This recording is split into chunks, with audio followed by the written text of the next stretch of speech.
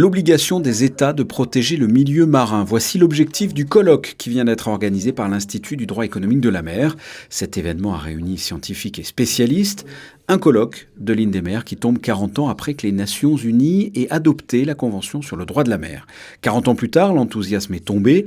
Les participants à la conférence des Nations Unies de Lisbonne de 2022 ont admis un échec collectif dans le domaine des océans. La dégradation du milieu marin dans son ensemble et la perte inquiétante de la biodiversité marine occupent désormais les esprits. Ce qu'on pouvait fonder comme espoir dans la mise en œuvre de la Convention ne s'est pas vraiment réalisé.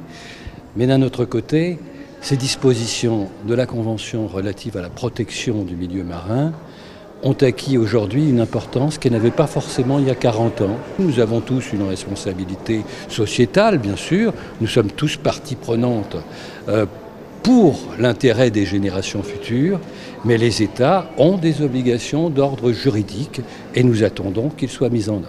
L'INDEMER a tenu son colloque international à l'hôtel Hermitage. Cet institut a été créé en 1985 par le prince Régnier III dans l'élan suscité par l'adoption de la Convention des Nations Unies sur le droit de la mer.